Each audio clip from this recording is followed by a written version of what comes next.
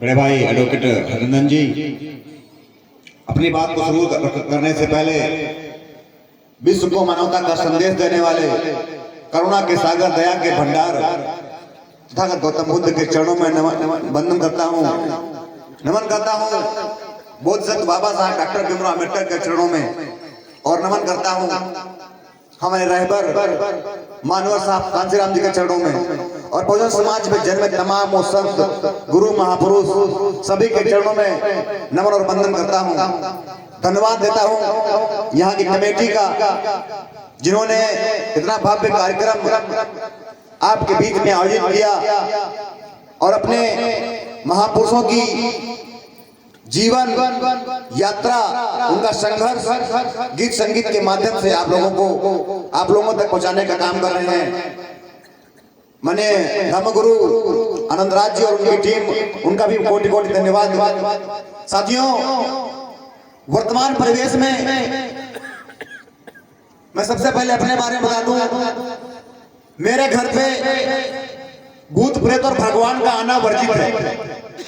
मेरे घर पर ना भूत प्रेत आ सकता है ना कोई भगवान, और इसीलिए मैं आज आपके बीच में खड़ा हूं। मैं किसी पाखंड में नहीं पड़ूंगा और आप लोगों से एक निवेदन करता हूं कि आप सब लोग अगर अपने महापुरुषों के सच्चे अनुयायी हैं, जिनकी आप पूजा करते हैं, जिनकी आरती करते हैं सुबह सुबह, जिनका एक कार्यक्रम कर रहे हैं, अगर उनके सच्चे अनुयायी हैं तो सबसे पहले आप लोगों को पाखंड को छोड़ना होगा। एक छोटी सी कहानी सुनाता हूं आप लोगों को। सभी लोग संत कबीर को जानते होंगे। संत कबीर जी अपनी कुटिया में रहते थे। उन्होंने एक बकरी पाल रखी थी और वो जब गांव में लोगों को शिक्षित करने के लिए निकल जाते थे सुबह सुबह, तो बकरी निकलकर पड़ोस के मंदिर में घुस जाती और मंदिर को गंदा कर देती। वहां का पुजारी बहुत नाराज हुआ और आकर शाम को कबीर जी से कहने लगा कि कबीर जी, आपकी बकरी हमारे मंदिर में आती है और हमारे मंदिर को अपवित्र कर देती है। तो कबीर जी का जवाब था, वो जवाब अगर आप लोगों को सही लगे तो उस पर विचार करिएगा। कबीर जी ने जवाब दिया कि इस बकरी को ज्ञान नहीं है, इसको शिक्षा नहीं मिली है, इसको ये पता नहीं है कि मंदिर में जाने से हमारा भला नहीं होगा। हमको देखो, हमारे लोगों को देखो, उनको पता है कि किसी भी मंदिर में जाने से हमारा भला नहीं होगा। हमारे लोग मंदिर नहीं जाते हैं, ये बकरी नादान है इसलिए मंदिर जाती है। अगर आप लोग भी नादान हो, आप लोग भी नादान हो, आप लोग भी अज्ञानी हो, तो जाओ और मंदिर में तलाशो। याद करो समय 1949 जब भारतीय संविधान लागू नहीं हुआ था इस देश में, तब ये सारे देवी देवता कहाँ गए थे? तब आपको शिक्षा का अधिकार क्यों नहीं था? तब आपको नौकरी का अधिकार क्यों नहीं था? तब आपके साथ भेदभाव क्यों होता था? आज जब आपको संविधान मिला, तब संविधान का एक आर्टिकल आपको अधिकार देता है। आर्टिकल 15 आपको अधिकार देता है कि आपसे कोई जात पात के नाम पर, ऊंच नीच के नाम पर भेदभाव नहीं करेगा। और जब तक ये संविधान लागू है, जब तक ये संविधान जिंदा है, हमारे महापुरुष हमारे बीच में जिंदा है। ये संविधान वो पवित्र पुस्तक है जिससे पूरा देश चलता है।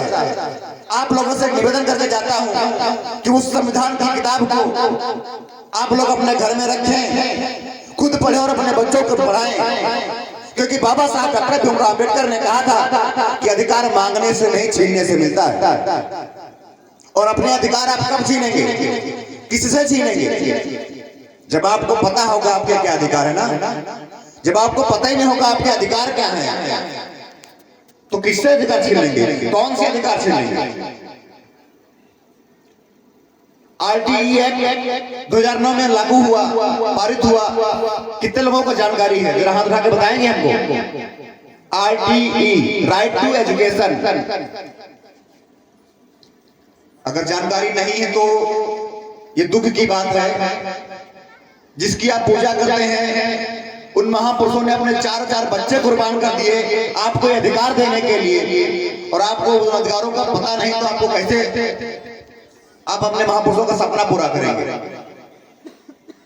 राइट टू एजुकेशन वो एक्ट है 2009 में पारित हुआ, जिसमें 3 साल से लेकर 7 साल तक अगर बच्चा है तो उसका एडमिशन हो सकता है कि नजदीकी प्राइवेट स्कूल में, और कक्षा 1 से लेकर कक्षा 8 तक मुफ्त में पढ़ाई कर सकता है वो। तो आप सब लोग अगर अपने बच्चों को प्राइवेट स्कूल में पढ़ाना चाहते हैं तो उसके बारे में सोचिए, विचार करिए। आज जाकर जवाब प्रमाण पत्र बनवाकर हमारा नंबर ले लीजिएगा, हमसे संपर्क करिएगा। आपके पड़ोस में जितने भी विद्यालय होंगे वहां पर एडमिशन हम करा देंगे आपके बच्चों का।